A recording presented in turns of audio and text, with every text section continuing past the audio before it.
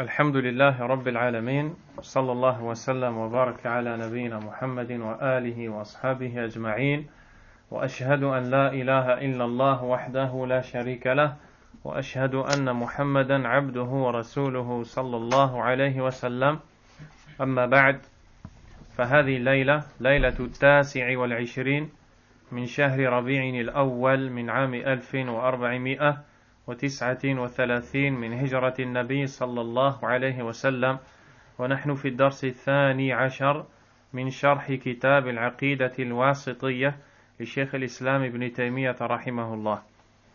Nous sommes le 16 décembre 2017 et nous voici réunis pour le 12e cours de l'étude du livre Al-Aqida Al-Wasitiyya, qu'Allah fasse miséricorde à son auteur.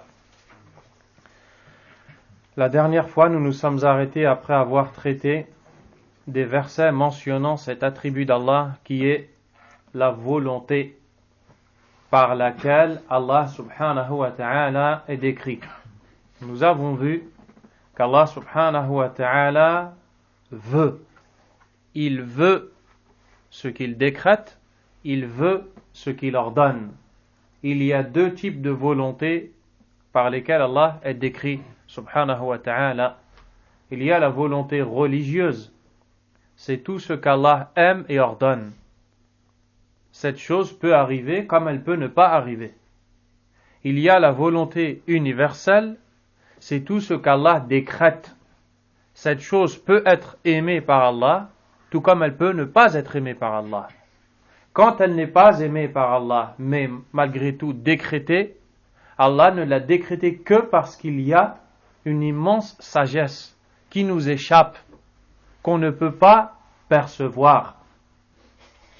Car Allah Azza wa Jal est parfait dans ses ordres, dans son décret, dans tout ce qu'il décide, subhanahu wa ta'ala. Nous avons vu cela en détail. Nous avons vu que les Asha'ira n'ont affirmé concernant Allah subhanahu wa ta'ala qu'une seule des deux volontés qui est al-iradatul kawniyya al-mashi'a, la volonté universelle. Et nous avons vu que cette parole est un égarement en le prouvant par la parole des savants qui ont réfuté cette ambiguïté, qu'Allah Azza wa Jal les récompense.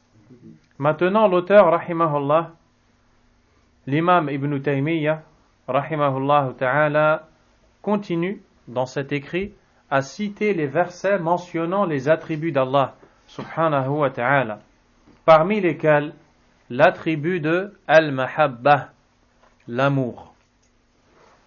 Allah subhanahu wa ta'ala est qualifié par l'amour. Il aime les bonnes choses, il aime les croyants, il aime ses serviteurs, il aime l'obéissance. Et nous allons voir et parler de cet attribut, insha'Allah ta'ala. L'auteur a dit wa qawlih wa ahsinu inna Allah yuhibbul muhsinin wa aqsitu inna Allah yuhibbul muqsitin fama istaqamu lakum fastaqimu lahum inna Allah yuhibbul muttaqin inna Allah yuhibbut tawwabin wa yuhibbul mutatahhirin wa qawlih قل إن كنتم تحبون الله فاتبعوني يحببكم الله وقوله فسوف يأتي الله بقوم يحبهم ويحبونه وقوله إن الله يحب الذين يقاتلون في سبيله صفا كأنهم بنيان مرصوص وقوله وهو الغفور الودود. Dans ces versets, l'auteur rahimahullah, Allah tabaraka wa ta'ala plutôt, nous montre qu'il aime. Qu'est-ce qu'il aime? C'est ce qui est dit dans ces versets. Premièrement, wa ahsinu inna Allah yuhibbul muhsinin. Dans ce verset, Allah tabaraka wa ta'ala nous ordonne d'être bienfaisants, al-ihsan, et nous informe qu'il aime les bienfaisants, subhanahu wa ta'ala. Avant même d'entrer dans l'explication de ces versets, qu'est-ce qui est traité ici comme attribut? Sifatul mahabba, l'attribut de l'amour, qui est un attribut d'action. Sifatu fi'l, car Allah Azza wa Jal aime qui il veut, subhanahu wa ta'ala. C'est donc sifatu fi'l, un attribut d'action. Bien sûr, il aime ceux qui méritent son amour, subhanahu wa ta'ala. Les gens de la sunna disent qu'Allah tabaraka wa ta'ala est qualifié par cet attribut. Il est bel et bien décrit par al-mahabba. Mahabbatan taliqu bi jalalihi, subhanahu wa ta'ala. Un amour qui sied à sa grandeur. Un amour qui lui convient. La mathila la, wa la shabiha la. Nul ne lui est similaire dans cet amour, ni ressemblant.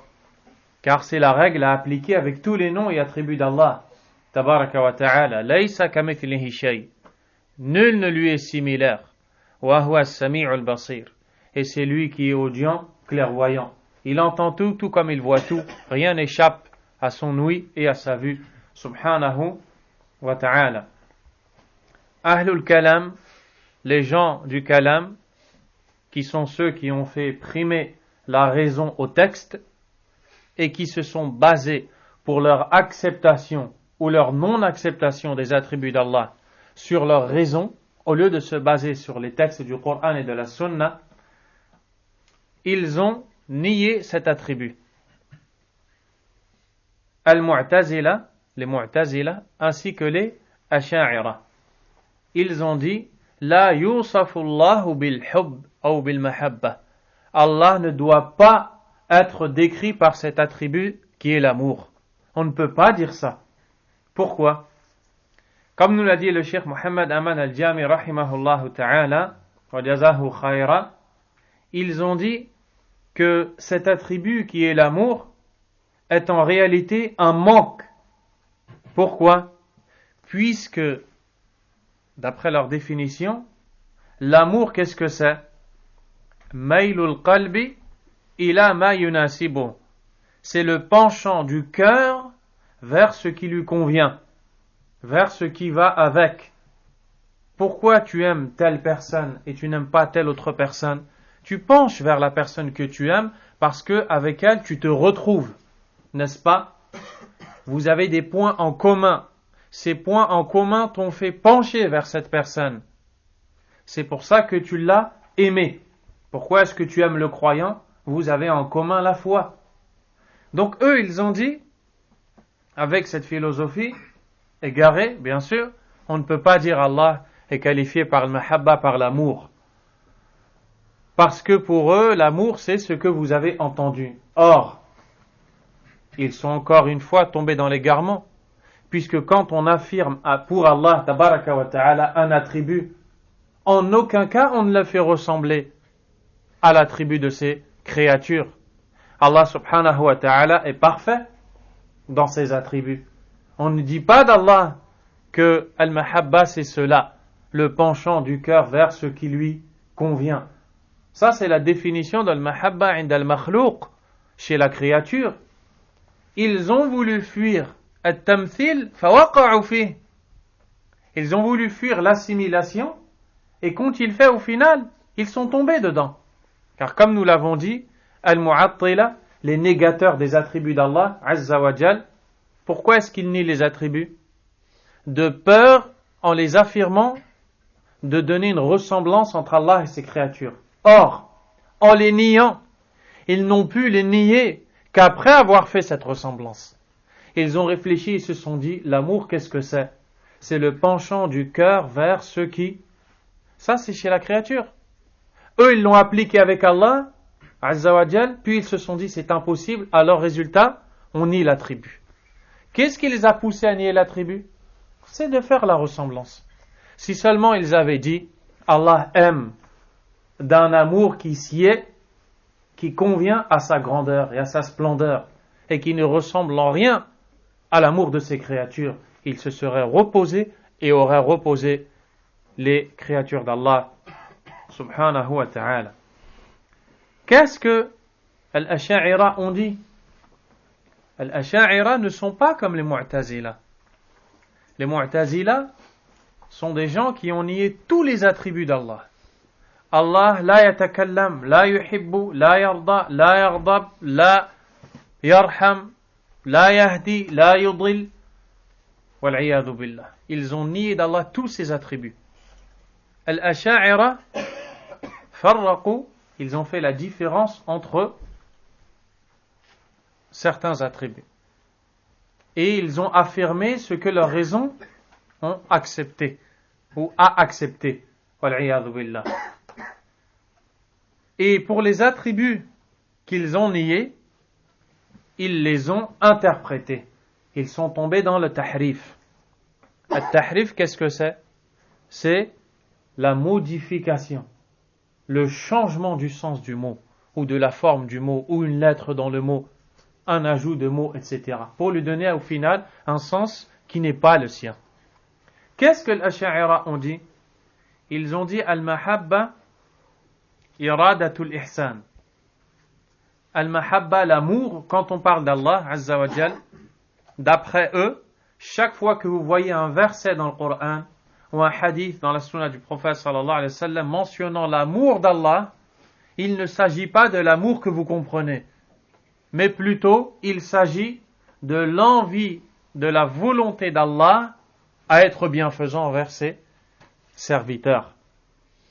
Pareil pour l'attribut de Ar-Rida, dont on parlera plus tard, Inch'Allah, l'agrément d'Allah subhanahu wa ta'ala.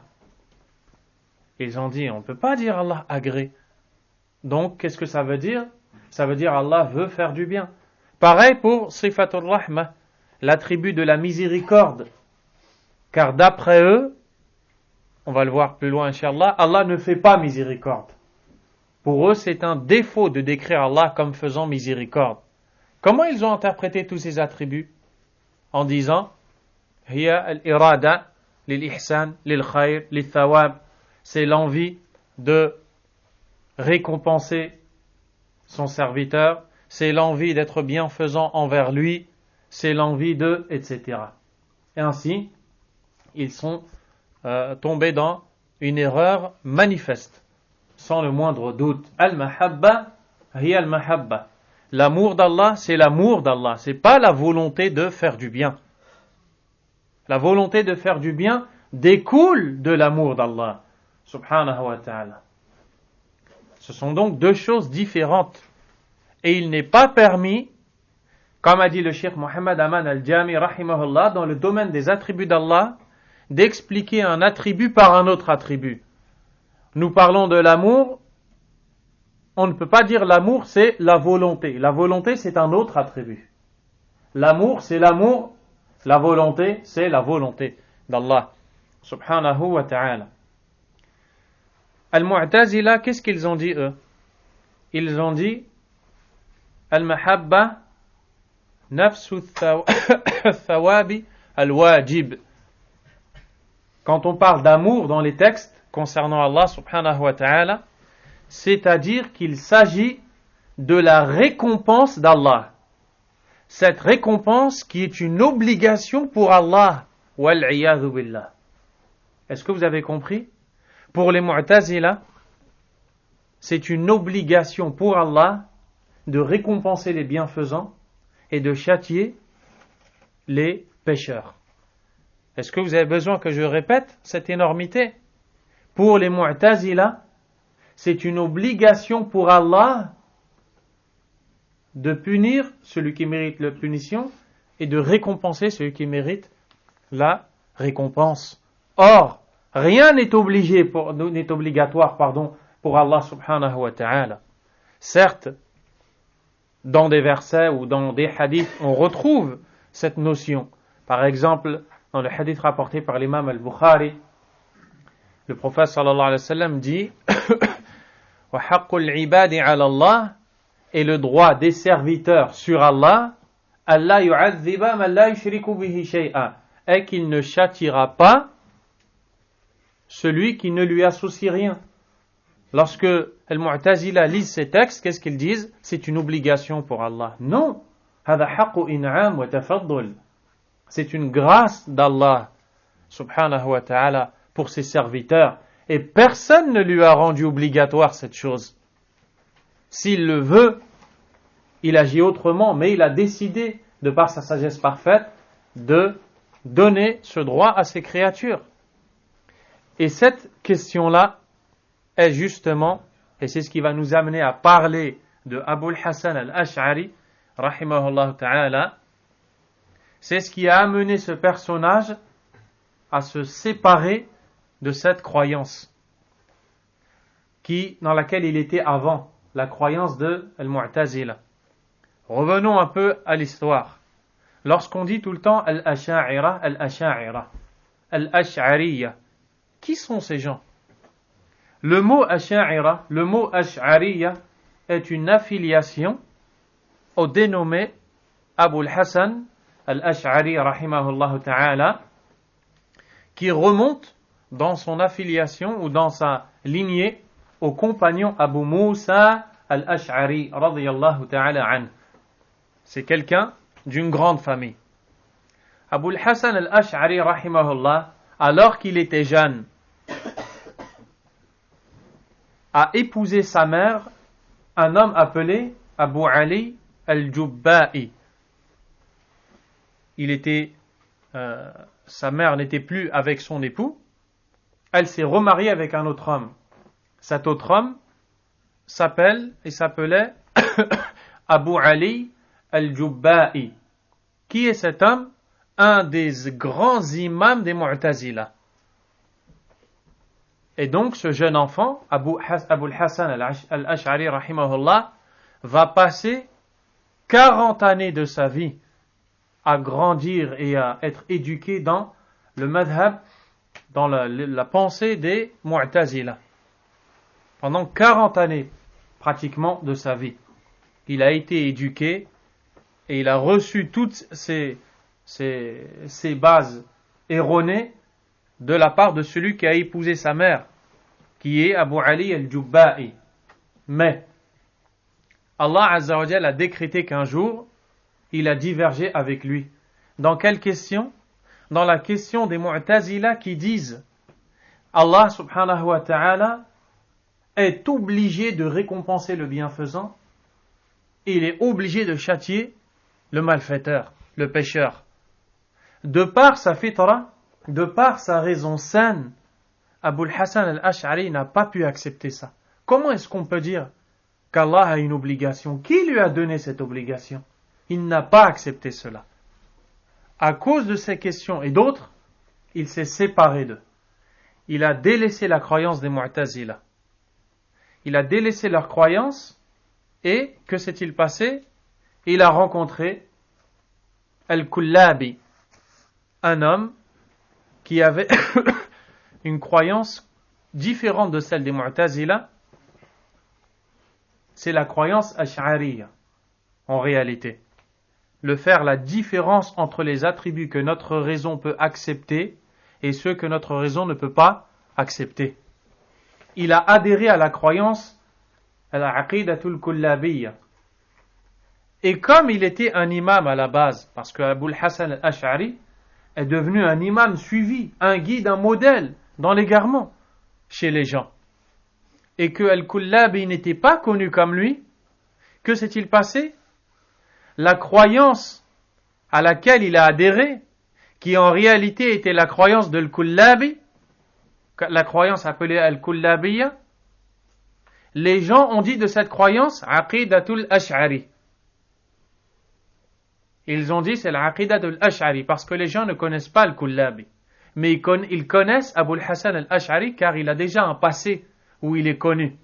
En réalité, la croyance appelée l'Ash'ariyya, c'est la croyance Kullabiyya. Ça, c'est pour les gens qui étudient dans l'histoire, ils le savent. Les gens ne le savent pas, les autres qui n'étudient pas, qui ne connaissent pas. Mais ça, vous le savez maintenant. Et lui, Abul Hassan al-Ash'ari, rahimahullah, a suivi cette croyance jusqu'au jour où Allah subhanahu wa ta'ala l'a guidé à la sunna. Il a délaissé ilmul kalam, cette science qui vise à faire passer la raison avant les textes. Il l'a abandonné complètement. Il s'en est repenti et il a écrit un livre intitulé Al-Ibana fi usul al-diyana, la mise en évidence des fondements de la religion, dans l'introduction duquel il fait les éloges de l'imam Ahmad, rahimahullah, un des grands ennemis des Mu'tazila, justement, il fait les éloges de cet imam et il dit qu'il a la même croyance que l'imam Ahmed et que désormais, c'est cette croyance qu'il faut suivre et qu'il a toujours fallu suivre, justement. Et il s'est repenti de façon claire. Le souci étant, les Asha'ira, jusqu'à notre époque, refusent d'accepter que ce livre a été écrit par Abul Hassan al-Ash'ari. Alors, ils continuent à suivre cette croyance de laquelle cet homme s'est repenti. Et ils disent, vous mentez, vous qui vous appelez Ahlul Sunnah, les gens de la Sunnah, Ahlul Hadith, les gens du Hadith, As-Salafiyya, les gens de la Salafiyya, vous avez forgé un mensonge sur notre imam pour justifier votre égarement. Quel égarement? De suivre la Sunnah, d'avoir la croyance correcte. Et Allah guide qui il veut et il égare qui il veut, subhanahu wa ta'ala. Ainsi, les gens ont continué à suivre cette croyance de laquelle lui s'est détaché.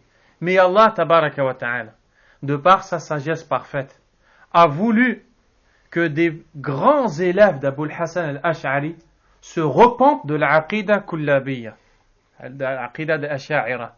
Parmi eux, Abu Hamid al-Ghazali, rahimahullah, qui faisait partie des savants ulama al-kalam, qui faisait passer la raison avant les textes. Et il s'est repenti à Allah, subhanahu wa ta'ala, au point où il est mort, comme on le dit, avec Sahih al-Bukhari, le livre d'Al-Bukhari sur sa poitrine. Il s'est rendu compte du temps qu'il a perdu dans sa vie à essayer d'interpréter ici et là les attributs d'Allah. Telle chose veut dire, tel verset veut dire telle chose, tel hadith veut dire tel. Au point où un jour il s'est rendu compte qu'il s'est épuisé, qu'il s'est fatigué, que la croyance était simple. Allah lahul mahabba, lahul rahma. Allah a l'amour, Allah azza wa jal a la miséricorde. Il s'est repenti de ça.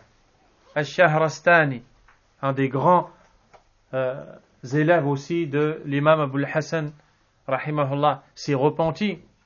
Al-Juwayni, on l'appelait imam al-Haramain, l'imam des deux saintes mosquées.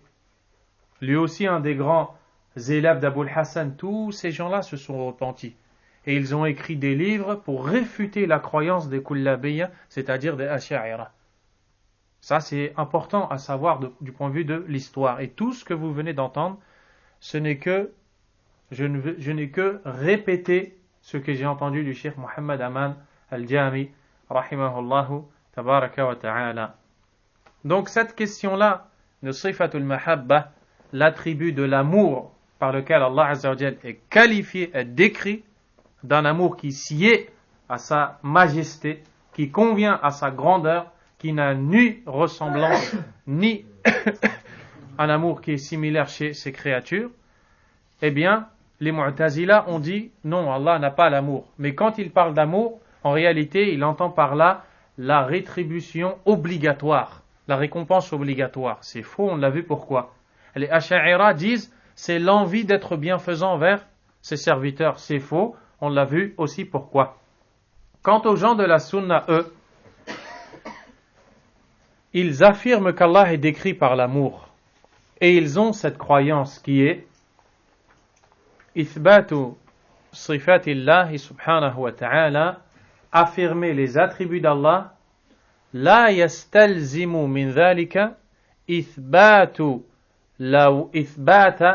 lawazimi sifatil makhluq. Lorsque l'on affirme les attributs d'Allah subhanahu wa ta'ala, ça ne veut pas dire qu'on a affirmé ce qui découle de ces attributs chez les créatures. Quand j'ai affirmé en tant que musulman qu'Allah est décrit par l'amour, et je sais que les créatures sont décrites par l'amour, mais comme on l'a vu, ce n'est pas le même attribut, n'est-ce pas? Lorsque j'affirme pour une personne l'amour, tout ce qui va en découler, je ne l'affirme pas quand je dis qu'Allah aime, subhanahu wa ta'ala. Qu'est-ce qui découle de l'amour chez l'homme? L'envie de rencontrer la personne? Ou alors, qu'est-ce qui découle de l'amour chez l'homme? Le penchant de la personne vers le penchant de la personne, retirer la phrase que j'ai dit, l'envie de rencontrer la personne, car dans un hadith c'est venu, rapporté par le Bukhari, mais on va s'arrêter à ce qu'a dit le Cheikh rahimahullah. Qu'est-ce que veut dire quand je dis que j'aime un tel? Je penche vers lui. Ça c'est chez la créature. Ce qui découle de l'amour chez la créature n'est pas ce qui découle de l'amour chez le Créateur. Et de même pour tous les attributs d'Allah, subhanahu wa ta'ala. Ainsi Allah aime. Il aime parfaitement, subhanahu wa ta'ala. Dans le hadith rapporté par l'imam al-Bukhari et Muslim d'après Abu Huraira, que nous dit le prophète sallallahu alayhi wa sallam? Y a-t-il plus clair que cela? Inna Allah azza wa jalla idha ahabba abda, quand Allah exalté soit-il aime un serviteur, qala li Jibril alayhi salam, inni uhibbu fulanan fa ahibba. Il dit à Jibril, j'aime un tel. Il cite son nom. Aime-le toi aussi. Que se passe-t-il? فيقول جبريل عليه السلام لأهل السماء. Jibril dit aux habitants du ciel, qui sont les anges. Qu'est-ce qu'il leur dit? Inna rabbakum azza wa jalla yuhibbu fulanan fa ahibbuh. Votre Seigneur exalté aime un tel, aimez-le. Que se passe-t-il? قال فيحبه أهل السماء. Les habitants du ciel l'aiment, les anges l'aiment. ويوضع له القبول في الأرض. Et on lui met sur terre l'acceptation chez les gens. وَإِذَا أَبْغَضَهُ فَمِثْلُ ذَلِكَ. Et quand il le déteste, c'est la même chose. C'est-à-dire la même chose qui se passe. On voit très clairement qu'Allah Azza wa Jal aime ses serviteurs qui lui obéissent au point où quand il aime un d'entre eux, il en informe Jibril. Il lui dit, j'aime un tel, aimez-le. Jibril informe les anges. Les anges l'aiment. Et sur terre, il est accepté par les gens. Le Cheikh Muhammad Aman, rahimahullah, a dit que quand Allah, tabaraka wa ta'ala, aime un de ses serviteurs, il va mettre dans les cœurs des gens pieux. C'est ça la balance. Lorsque nous disons qu'il est aimé sur terre, nous parlons de qui? Des gens pieux. Non pas des gens qui désobéissent à Allah, subhanahu wa ta'ala. Si tu vois quelqu'un qui est aimé par des milliards de personnes, mais qui sont toutes désobéissantes envers Allah, cela ne prouve rien chez Allah. Cela ne prouve pas que cette personne est aimée chez Allah. Par contre, si la personne est aimée par les serviteurs qui obéissent à Allah, par les serviteurs qui sont pieux, cela est un indice montrant que cette personne est peut-être aimée par Allah. Allahumma rzuqna hubbak. Qu'Allah nous aime, subhanahu wa ta'ala. Donc on voit très clairement qu'Allah est décrit par l'amour. Il aime ses serviteurs qui ont mérité son amour de par leurs bonnes actions. Subhanahu wa ta'ala. Que vont-ils dire ces gens-là de ce hadith? Ils vont encore dire non, ici ce qui est voulu c'est que quand Allah veut récompenser un serviteur, il informe Jibril. Je veux récompenser un tel. Je veux récompenser un tel. Mais c'est faux pour les raisons que l'on a déjà vues. Walhamdulillah. Ainsi l'auteur a dit wa qawlih wa ahsinu inna Allaha yuhibbul muhsinin. Soyez bienfaisants, certes, Allah aime les bienfaisants. Le Cheikh Salih al-Fawzan hafidhahullah a dit لما ذكر الشيخ رحمه الله الآيات التي تدل على إثبات المشيئة والإرادة ذكر الآيات التي تدل على إثبات المحبة لله سبحانه. Lorsque l'auteur a mentionné les versets traitant de la volonté d'Allah subhanahu wa ta'ala, il a cité d'autres versets traitant de l'amour d'Allah azza wa jal. وفي ذلك الرد على من سوى بين المشيئة والمحبة. Il y a ici une réfutation, une réponse à ceux qui ont mis l'amour d'Allah et la volonté d'Allah comme une seule et même chose. C'est faux, ce sont deux attributs qui sont différents. وقال إنهما متلازمان. Ils ont dit aussi que ces deux attributs ne peuvent pas se détacher. C'est-à-dire, فَكُلُّ مَا شَاءَ اللَّهُ قَدْ أَحَبَّهُ. D'après ces gens-là, tout ce qu'Allah a voulu est aimé d'Allah. Et nous avons vu que c'est faux. Allah tabaraka wa ta'ala a voulu des choses qu'il n'a pas aimées, mais il les a quand même voulues pour des raisons parfaites qui nous échappent et dont lui est connaisseur, et au sujet desquelles on n'a pas le droit de l'interroger. C'est la croyance des gens de la sunna. وَقَدْ قَدَّمْنَا أَنَّ فِي ذَلِكَ تَفْصِيلًا. Et comme nous l'avons vu auparavant, il y a un détail dans cette question, la question de la volonté et de est-ce que Allah aime ce qu'il a voulu ou non. فَقَدْ يَشَاءُ اللَّهُ مَا لَا يُحِبُّهُ. Peut-être qu'Allah veut des choses qu'il n'aime pas. كَكُفْرِ الْكَافِرِ وَسَائِرِ الْمَعَاصِ. Comme la mécréance du mécréant et toute autre désobéissance. وَقَدْ يَشَاءُ مَا يُحِبُّ. Et il se peut qu'il veuille ce qu'il aime. كَالْإِيمَانِ وَسَائِرِ الطَّاعَاتِ. Comme la foi et les obéissances. Dans le premier verset cité ici, وَأَحْسِنُوا هَذَا أَمْرٌ مِّنَ اللَّهِ تَعَالَى بِالْإِحْسَانِ. C'est un ordre émanant d'Allah d'être bienfaisant, d'appliquer ce que l'on appelle al-ihsan. Et qu'est-ce qu'al-ihsan? Al-ityanu bil-amali ala ahsani ahwalihi wa akmaliha. Le fait de faire l'action de la plus belle et complète des manières. Allah Azza wa Jal aime de ses serviteurs qui entreprennent une chose, qu'ils la fassent complètement et parfaitement, qu'ils la fassent avec rectitude, qu'ils la fassent correctement. Wal-ihsanu huwa a'la maqamati at-ta'a. Et al-ihsan, c'est le plus haut degré de l'obéissance d'Allah subhanahu wa ta'ala. Dans l'écrit intitulé Al-Usul al-Thalatha, qu'est-ce que nous apprend l'auteur? Il nous apprend dans les trois fondements que la religion a 3 degrés. Maratibud dini thalatha, 3 degrés.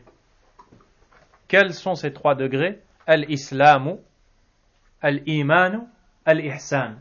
Ce que l'on appelle Al-Islam, qui réunit les actes apparents, comme l'attestation de foi, comme l'accomplissement de la prière, l'acquittement de l'aumône, le jeûne de Ramadan et l'accomplissement du pèlerinage. Ensuite, plus haut que cela, il y a Al-Iman, la foi, qui réunit les actions du cœur, qui sont relatives à la croyance, la foi en Allah, en ses anges, en ses livres, en ses messagers, au jour dernier, au destin qu'il soit bon ou mauvais. Et plus haut encore, il y a Al-Ihsan, la bienfaisance ou l'excellence. أن تعبد الله كأنك تراه فإن لم تكن تراه فإنه يراك. Qui consiste à ce que tu adores Allah comme si tu le voyais, car si tu ne le vois pas, lui te voit. Subhanahu wa ta'ala. Allah aime les bienfaisants. Inna Allah yuhibbul muhsinin. هذا تعليل للأمر بالإحسان. Cette fin de verset, cette information qu'Allah aime les bienfaisants, Azza wa Jal, est la raison pour laquelle il nous a ordonné d'être bienfaisants. Il nous ordonne la bienfaisance car il aime les bienfaisants. Il aime la bienfaisance. Subhanahu wa ta'ala. فَهُوَ أَمْرٌ بِهِ لِأَنَّهُ يُحِبُّهُ وَيُحِبُّ أَهْلَهُ. Il l'ordonne car il l'aime.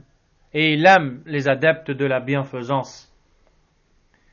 Et cette fin de verset est donc un encouragement à la bonne action. Et Allah Azza wa Jal nous ordonne de faire des bonnes actions en nous encourageant, en nous informant qu'il aime ceux qui font ces bonnes actions. Le verset suivant, وَأَقْسِطُوا إِنَّ اللَّهَ يُحِبُّ الْمُقْسِطِينَ. Et soyez équitables, car Allah aime les gens équitables. Et cela vient du terme iqsat. Al-iqsat, c'est l'équité, c'est la justice et la droiture dans le jugement entre les gens. Lorsque tu juges entre 2 personnes, tu te dois d'être équitable, ne pas léser l'un des deux ou l'une des deux. Tu te dois d'être juste et de juger avec équité. Inna Allah yuhibbul muqsitin. Certes, Allah aime les gens équitables. Encore une fois, comme nous dit le Cheikh Al-Fawzan, c'est la raison pour laquelle il nous donne cet ordre. Car il aime les gens qui sont équitables. Et c'est une façon aussi de voir qu'Allah tabaraka wa ta'ala a fait de l'équité une adoration. Comment est-ce que l'on reconnaît une adoration, Sami, dans le Coran ou dans les hadiths? Tout ce qu'Allah aime et agrée. Tout ce qu'Allah aime et agrée. Parole, acte. Ça, c'est la définition. Mais comment on la reconnaît? Comment on sait que cette chose est une adoration? Deux manières. Quand on voit qu'Allah ordonne de faire cette chose, c'est sûr que cette chose est une adoration. Comme ça, là. Deuxièmement, quand Allah Azza wa Jalla nous informe qu'il aime cette chose. S'il nous informe qu'il aime une chose, cette chose aimée chez lui est une adoration. Aussi, dans l'autre verset, Allah Azza wa Jalla a dit فَمَسْتَقَامُوا لَكُمْ فَاسْتَقِيمُوا لَهُمْ إِنَّ اللَّهَ يُحِبُّ الْمُتَّقِينَ. Dans le sens rapproché du verset de Surat At-Tawbah,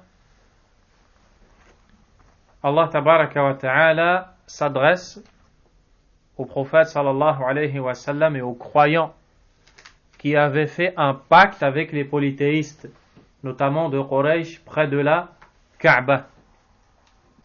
Il a donné l'ordre aux croyants qui ont fait un pacte avec les polythéistes de se montrer loyal devant cet engagement et ce pacte. Le musulman, lorsqu'il prend un engagement, même s'il prend un engagement avec un polythéiste, avec un chrétien, avec un juif, avec un athée, il se doit de respecter son engagement. Comme Allah Azza wa Jalla a dit ici, فَمَسْتَقَامُوا لَكُمْ فَاسْتَقِيمُوا لَهُمْ إِنَّ اللَّهَ يُحِبُّ الْمُتَّقِينَ. C'est-à-dire que tant qu'ils se montrent loyaux envers leur engagement et droit, vous aussi vous devez l'être. Car Allah aime al-muttaqin. Al-muttaqin, encore une fois, cette information qu'Allah Azza wa Jalla aime ceux qui sont al-muttaqin, c'est-à-dire les gens pieux qui lui obéissent, c'est la raison pour laquelle Allah Tabaraka wa Ta'ala nous donne cet ordre de se montrer droit dans l'engagement. Également, comme a dit le Cheikh Al-Fawzan, وَفِيهِ إِشَارَةٌ إِلَىٰ أَنَّ الْوَفَاءَ بِالْعَهْدِ وَالِاسْتِقَامَةِ عَلَيْهِ مِنْ أَعْمَالِ الْمُتَّقِينَ. On voit dans ce verset une allusion au fait que se montrer loyal devant l'engagement et droit dans les engagements fait partie des caractéristiques de ces gens-là, al-muttaqoun, les gens pieux qui obéissent à Allah subhanahu wa ta'ala. Dans l'autre verset, Inna Allah yuhibbu at-tawwabina wa yuhibbu al-mutatahhirin. Certes, Allah aime les repentants et Allah aime les purifiants. Dans ce verset, encore une fois, Allah Azza wa Jalla nous informe qu'il est décrit par l'amour et nous montre une des catégories de personnes qu'il a aimées. At-tawwabun et les deuxièmes, al-mutatahhirun, les repentants et les purifiants. Et ces gens-là ont un lien, car ceux qui se repentent à Allah de leurs péchés purifient leurs âmes et leur cœur des péchés. Et ceux qui font leurs ablutions, qui se purifient leur corps des souillures. Ainsi, Allah Azza wa Jalla nous montre qu'il aime ceux qui purifient leur intérieur et qui purifient leur extérieur. C'est ça le lien entre les deux purifications dans ce verset. Qui sont at-tawwabun? Tawwabun, c'est le pluriel de tawwab. Tawwab vient du mot tawba. Ce sont ceux qui se repentent à Allah. Lughatan, at-tawba hiya ar-ruju'. Dans le sens linguistique, at-tawba, le repentir, c'est le retour. Revenir à quelque chose. Taba, bima'na raja'a. Taba veut dire revenir, linguistiquement. Wa shar'an, ar-ruju'u 'ani adh-dhanb. Et dans la religion, at-tawba, c'est le retour à Allah. C'est le fait de revenir de son péché. Comme quelqu'un qui est parti, il s'est éloigné d'Allah de par son péché. Et au bout d'un moment, il se corrige, se réforme, et il revient de ce péché vers Allah. C'est le retour à Allah subhanahu wa ta'ala. Bien sûr, la tawba a des conditions, etc. Ce n'est pas le sujet ici. Donc voici le repentir. At-Tawwab est un des noms d'Allah Azza wa Jal. Parmi les noms d'Allah, Tabaraka wa Ta'ala, At-Tawwab.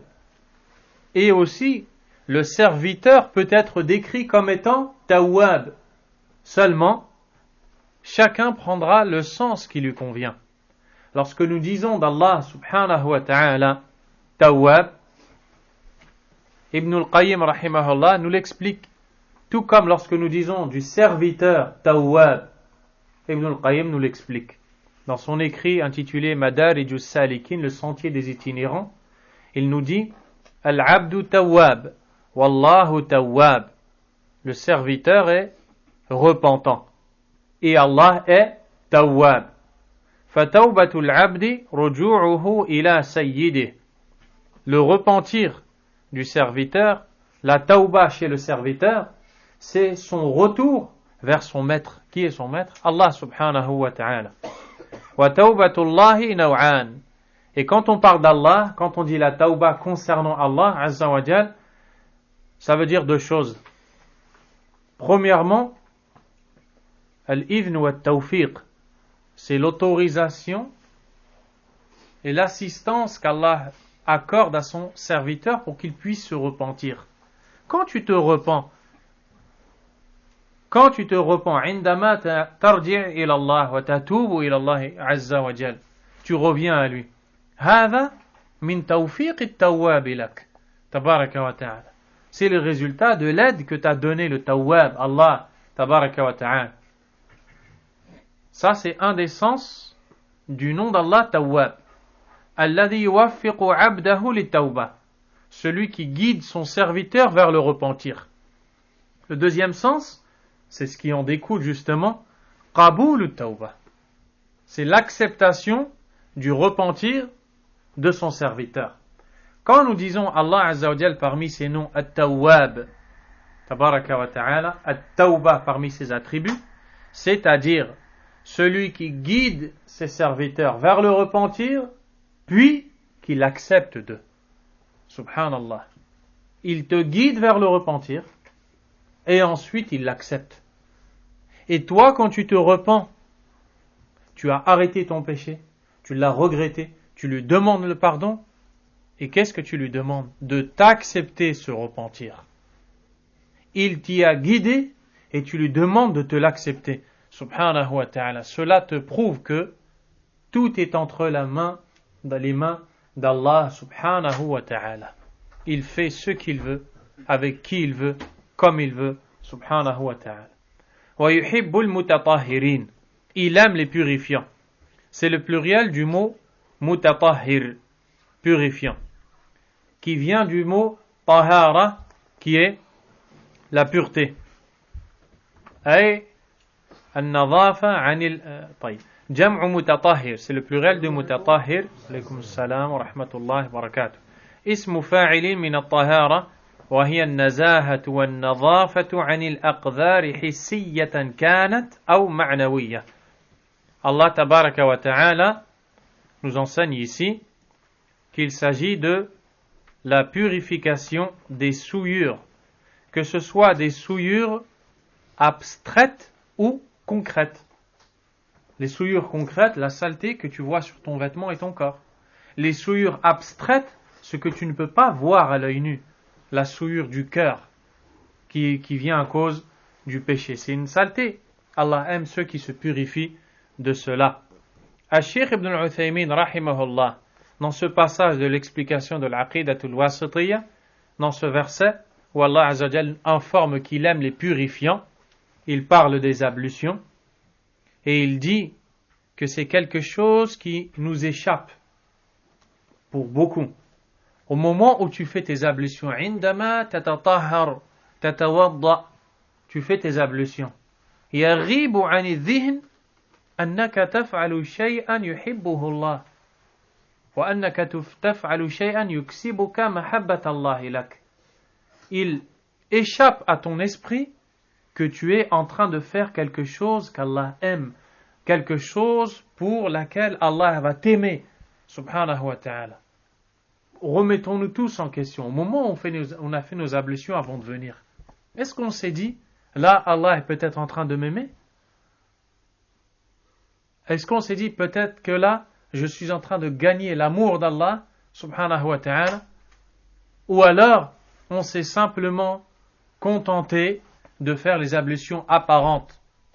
Il s'agit de prendre l'eau, de faire attention à bien toucher tel membre, au point où certains sont même habités par les wasawis, par les perturbations de shaitan.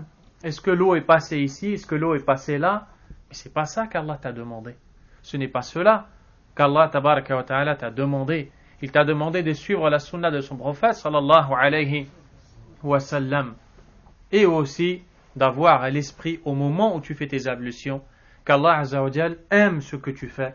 Nas'alallah an yaghfira lana taqsirana fi janbih.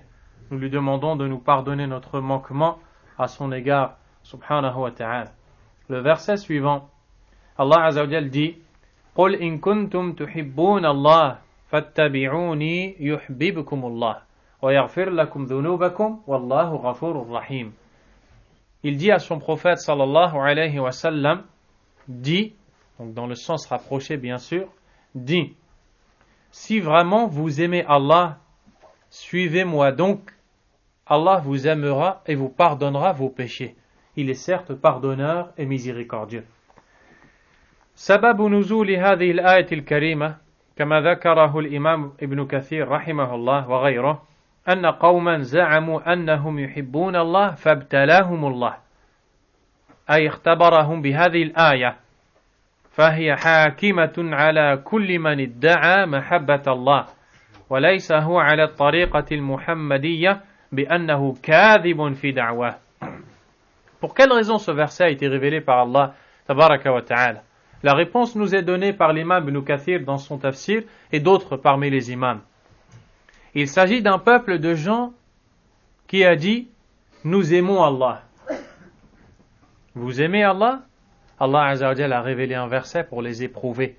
Et ce verset a été surnommé par les savants Ayatul Mihna ou Ayatul Imtihan, le verset du test, par lequel il va montrer ceux qui aiment vraiment Allah. ما هو الميزان الحقيقي لبيان محبتك لله تعالى? Quelle est la vraie balance par laquelle tu vas montrer et prouver ton amour pour Allah ou non? هل هو القول أنا أحب الله أنا أحب الله? Est-ce que c'est le fait de dire j'aime Allah et de te contenter de cela? وهل من أحد يقول لا أحب الله? Est-ce qu'il y a quelqu'un prétendant l'islam qui dit et est capable de dire je n'aime pas Allah? Non, ce n'est pas ça la preuve et la balance, la simple parole. Quelle est donc la balance? Fattabi'uni, suivez-moi. Qui? Le prophète sallallahu alayhi wa sallam. On le suit, que va-t-on gagner? Yuhibbukumullah, Allah vous aimera. Ici, ce verset, comme a dit le Cheikh Al-Fawzan, juge clairement ceux qui sont véridiques dans leur amour pour Allah et ceux qui mentent dans leurs prétentions, car ils ne sont pas sur la voie muhammadite, c'est-à-dire la voie du prophète Muhammad alayhi salatu wassalam. Le Cheikh Muhammad Aman al-Jami rahimahullah a dit de ce verset: في هذه الآية بيان مكانة رسول الله صلى الله عليه وسلم. Regardez la compréhension des savants. Dans ce verset, il y a le haut rang du prophète Mohammed alayhi salatu wassalam.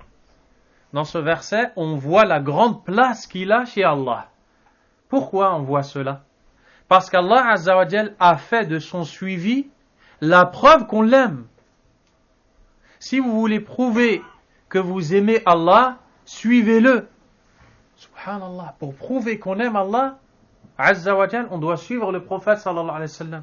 Ça montre bien la grande place qu'occupe ce prophète sallallahu alayhi wa sallam chez Allah tabaraka wa ta'ala. Qu'est-ce que nous dit le cheikh aussi? وكل ما في الآية يتوقف على معرفة ما جاء به النبي عليه الصلاة والسلام. ce qui nous est promis par Allah dans le verset, yuhibbukumullah, ou tout d'abord, suivez-le. Ensuite, yuhibbukumullah, Allah vous aimera, wa yaghfir lakum dhunubakum, vous pardonnera vos péchés. Tout cela s'arrête à une chose et dépend d'une chose. Quelle est cette chose? Notre connaissance de la voie du prophète sallallahu alayhi wa sallam. كيف تتبعه وأنت لا تعرف سنته وطريقته وهديه وصراطه عليه الصلاة والسلام. Comment peux-tu le suivre si tu ignores sa voie, si tu ne connais pas sa sunna? لا تفرق بين السنة والبدعة. Tu ne fais pas la différence entre la sunna et l'innovation. لا تفرق بين الأمر والنهي. Tu ne fais pas la différence entre son ordre et son interdit. Tu ne peux pas le suivre. C'est pour cela que c'est un devoir aux musulmans. ينبغي على المسلم أن يتفقه وأن يتعلم طريقة النبي صلى الله عليه وسلم وسنته. Le musulman doit apprendre et étudier la voie du prophète alayhi salatu wassalam. Comme on est en train de le faire maintenant. هذه مثلا. Ce que nous faisons par exemple, c'est d'apprendre quoi? طريقة النبي صلى الله عليه وسلم في فهم الأسماء والصفات. La voie du prophète sallallahu alayhi wa sallam dans la manière de comprendre les noms et attributs d'Allah azza wa jal. لا يمكن ولا يجوز, il n'est pas permis أن نفهم أسماء الله وصفات الله عز وجل بفهم من كان على غير هديه. Il n'est pas permis d'avoir la compréhension des noms et attributs d'Allah Azza wa Jal de ceux qui ne sont pas sur la voie du prophète sallallahu alayhi wa sallam. Par exemple, nous avons parlé des Mu'tazila, nous avons parlé des Asha'ira, n'est-ce pas? Ils ne sont pas sur la voie du prophète sallallahu alayhi wa sallam.